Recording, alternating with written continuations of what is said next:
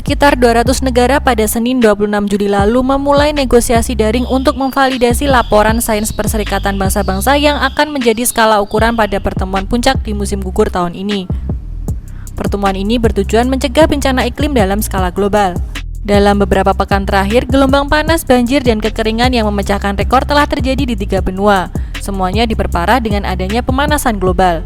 Keseluruhan peristiwa cuaca ekstrim tersebut membuat panel antar pemerintah tentang perubahan iklim atau IPCC yang dibentuk pada 1988 untuk menginformasikan negosiasi iklim PBB menjadi tepat untuk digelar.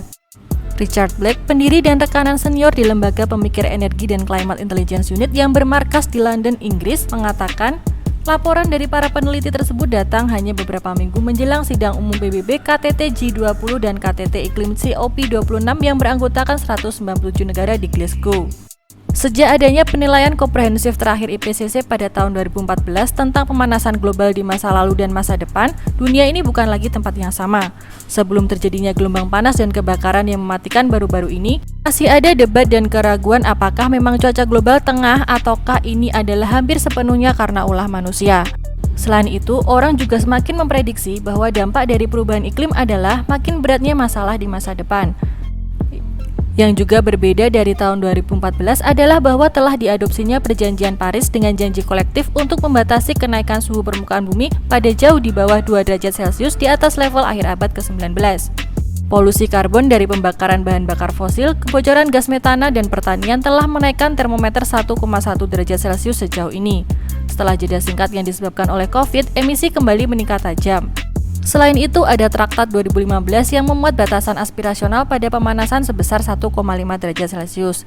Laporan khusus IPCC pada tahun 2018 juga menunjukkan betapa lebih dahsyatnya dampak pertambahan 2 derajat Celcius bagi kehidupan manusia dan planet ini. Batasan aspirasional 1,5 derajat Celcius menjadi target de facto dan bukti pengaruh IPCC dalam membentuk kebijakan global. Para ilmuwan telah menghitung bahwa emisi gas rumah kaca harus turun 50% pada tahun 2030 dan dihapus seluruhnya pada tahun 2050 agar tetap berada dalam kisaran 1,5 derajat Celcius. Selain itu, perubahan besar selama 7 tahun belakangan ini ada dalam sains itu sendiri.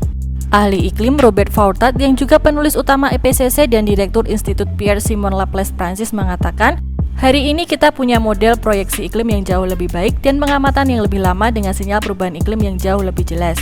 Bisa dibilang, terobosan ini memungkinkan para ilmuwan untuk pertama kalinya bisa dengan cepat mengukur sejauh mana perubahan iklim telah mendorong intensitas atau kemungkinan peristiwa cuaca ekstrim.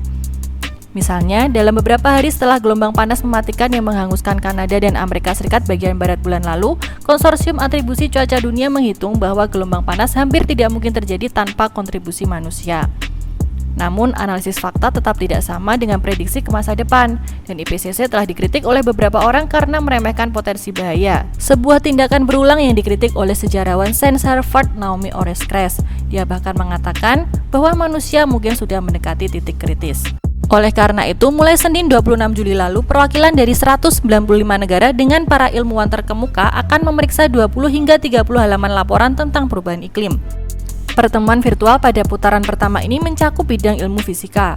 Dokumen itu diharapkan bisa dirilis pada 9 Agustus 2021.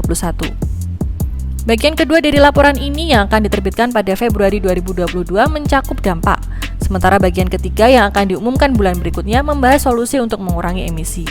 Selain itu, pertemuan tersebut juga akan membahas fokus baru pada apa yang disebut peristiwa probabilitas rendah berisiko tinggi, seperti pencairan lapisan es yang tidak dapat diubah yang dapat meningkatkan permukaan laut beberapa meter dan pembusukan lapisan es yang syarat dengan gas rumah kaca.